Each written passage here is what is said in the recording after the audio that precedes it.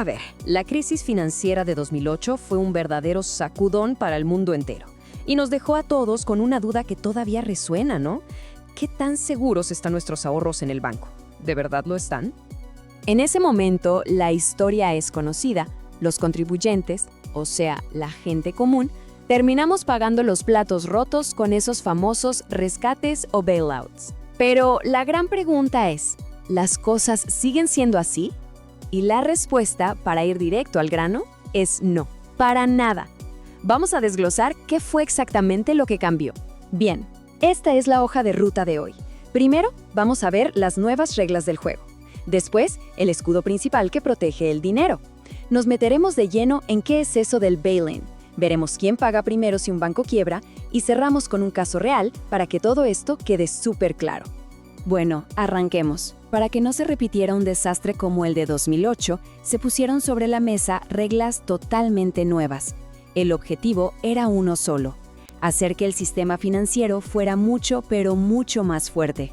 Es que el problema de fondo era clarísimo, ¿no? Las decisiones arriesgadas de unos pocos, de entidades privadas, terminaban siendo un peso gigante para el bolsillo de todos. Hacía falta, digamos, un cortafuegos, algo que separara de una vez por todas el riesgo de los bancos del riesgo del Estado y de la gente. Y la gran solución que se diseñó fue la Unión Bancaria Europea. Pensemos en ella como una mesa de 4 patas, 4 pilares para que no se tambalee. Por un lado, un reglamento único, para que todos jueguen con las mismas cartas. Luego, un supervisor que esté siempre mirando qué hacen los bancos. También un mecanismo para resolver quiebras de forma ordenada, sin caos. Y por último, la pieza clave para la gente, un sistema de garantía de depósito. O sea, el objetivo de toda esta estructura es súper potente, aunque suene simple. Tener un sector financiero donde si un banco tiene problemas, se pueda manejar sin que arrastre a toda la economía con él. Y lo más importante, sin que cueste dinero público. Se trata de romper ese lazo tóxico entre los bancos y los estados. Ok, ahora vamos a lo que probablemente más nos interesa a todos. ¿Cómo se traduce esto en protección real y directa para nuestros ahorros? Esta es la parte clave. Y aquí está, el número mágico, 100.000 euros. Hay que grabarse esta cifra. Es la cantidad máxima que está protegida por cada persona en cada banco si las cosas se ponen feas. Este sistema se llama Fondo de Garantía de Depósitos. Y ojo, su trabajo es doble. Por un lado, sí, devuelve el dinero, pero su función más importante es psicológica: mantener la confianza. Evitar esas corridas bancarias, ese pánico colectivo que puede tumbar a cualquier sistema por más sólido que sea. ¿Y quiénes están bajo este paraguas? Bueno, tanto los depósitos de las personas como los de las pymes. Y atención a esto, que es fundamental. Esta protección tiene prioridad absoluta. Es lo primero que se salva. Están al principio de la fila, blindados. Muy bien, ahora vamos a meternos con un concepto que es literalmente un cambio de 180 grados. Es la antítesis de lo que se hacía antes con los rescates. Aquí se ve la diferencia clarísima. A la izquierda, el bailout. El rescate venía de afuera, con plata de los contribuyentes. A la derecha, el bail-in. El rescate es desde adentro. O sea, ahora son los propios accionistas y los grandes acreedores del banco los que tienen que poner el pecho y absorber las pérdidas. El punto central es ese. El riesgo cambió de manos. Ya no está en la espalda del público general. Ahora, el que asume el costo es el que asumió el riesgo al invertir en ese banco. Parece justo, ¿no?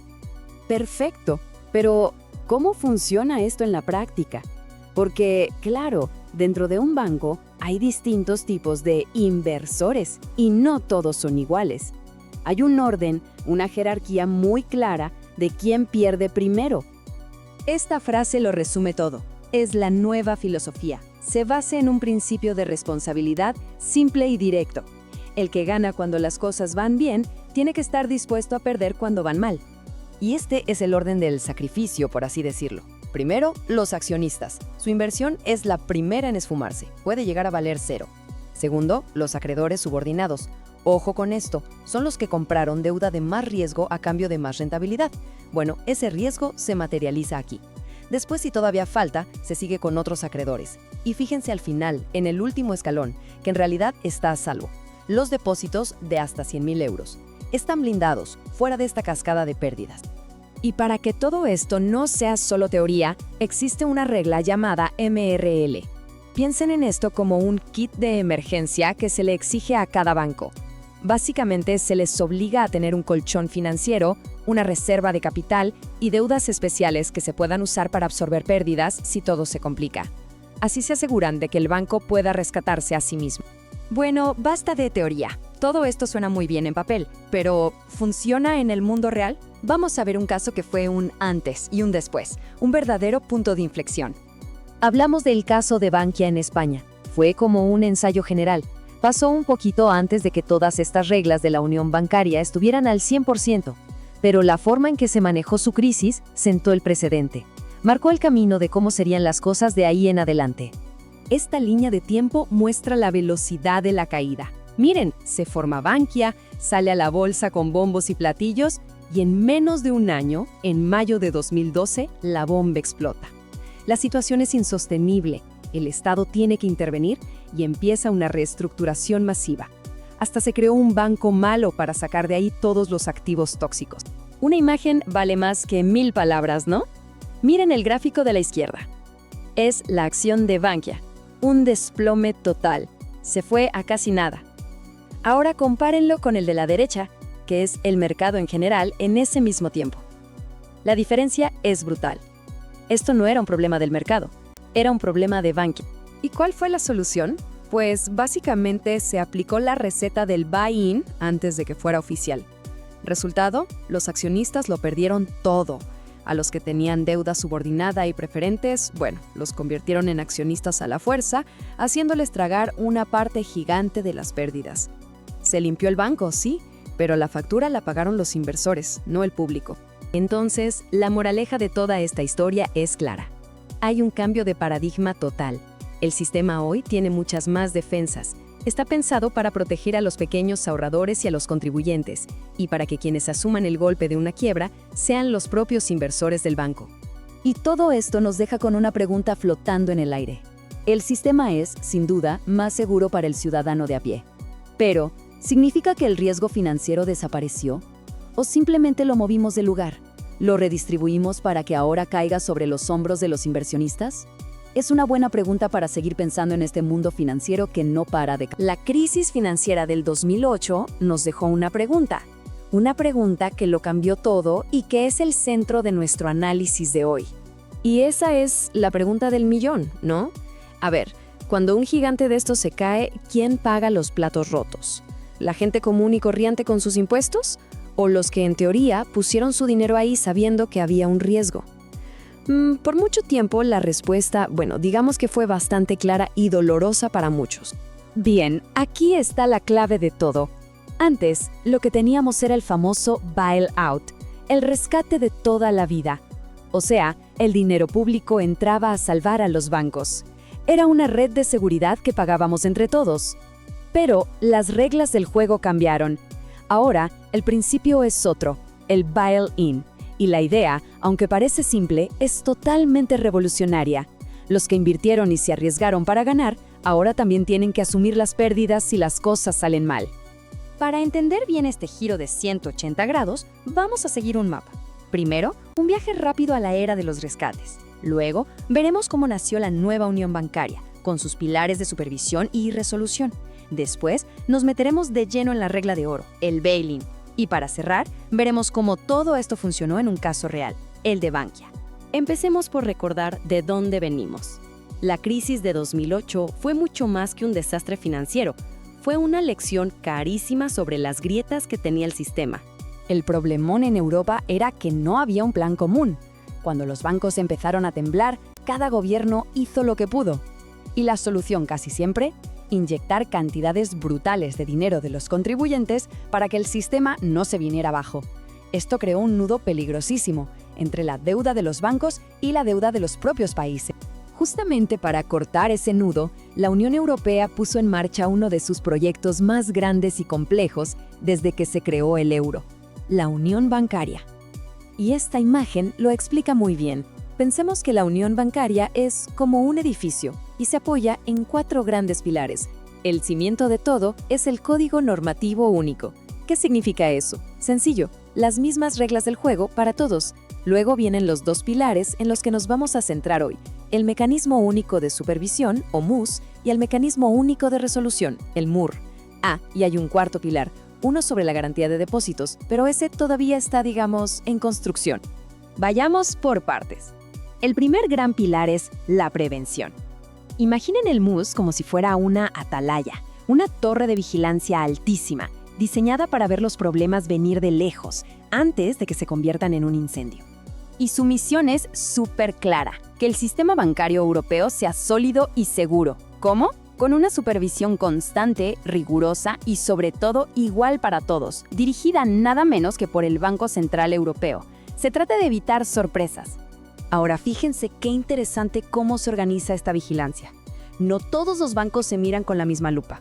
El Banco Central Europeo supervisa directamente a los peces gordos, los bancos significativos, mientras que los bancos más pequeños, los menos significativos, siguen bajo la mirada de las autoridades de cada país, aunque el BCE siempre tiene un ojo puesto encima por si acaso.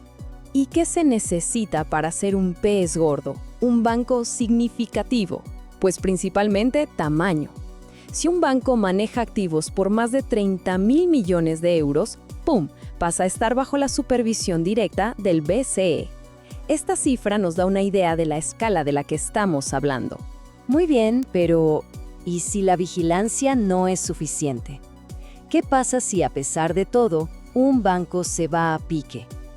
Bueno, para eso está el segundo pilar, el MUR. Si el MUS era la atalaya, el MUR es el equipo de bomberos, listos para actuar con un plan bien definido. El objetivo del MUR es que la caída de un banco sea lo más ordenada posible, causando el menor daño a la economía y, sobre todo, a los contribuyentes. Y para eso tiene dos herramientas principales: la Junta Única de Resolución, la JUR, que es la que toma las decisiones difíciles, y el Fondo Único de Resolución, el FUR, que es una especie de alcancía de emergencia que llenan los propios bancos. Y es este equipo de bomberos el que usa la herramienta más potente y novedosa de todas. El principio, que como dijimos, cambia todo el juego, el buy-in. Esta frase lo dice todo. Es la filosofía detrás del cambio. La idea de que los errores de gestión de una empresa privada no los tiene que pagar la sociedad. Si alguien decide invertir en un banco buscando una ganancia, tiene que entender que también existe el riesgo de perder. Es, en esencia, una regla básica del sistema. Entonces, ¿cómo funciona esto en la vida real?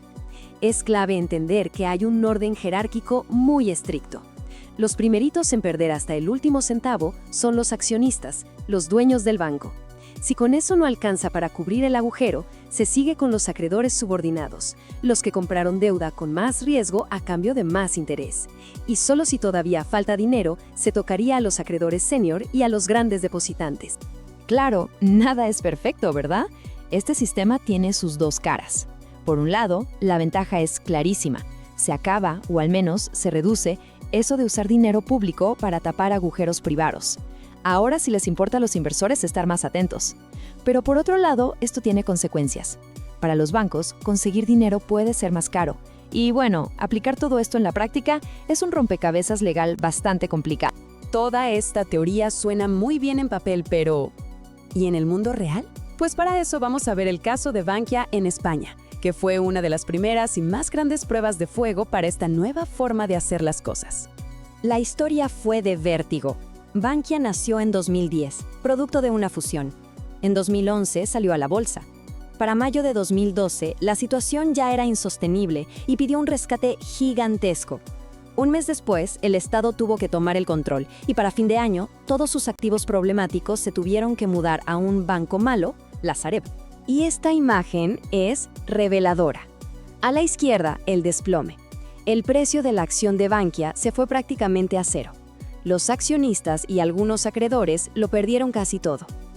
A la derecha, vemos el índice general del mercado español, el IBEX 35. Sí, sufrió, claro, pero no se hundió de la misma forma. El golpe se concentró justo en quienes habían asumido el riesgo. El objetivo, en teoría, se había cumplido.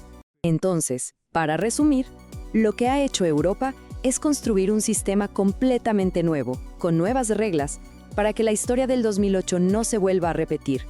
La meta está clarísima: que el riesgo lo asuma quien lo toma, no la ciudadanía. La gran pregunta que queda flotando en el aire es si toda esta nueva arquitectura financiera será lo suficientemente fuerte como para aguantar la próxima gran tormenta económica mundial.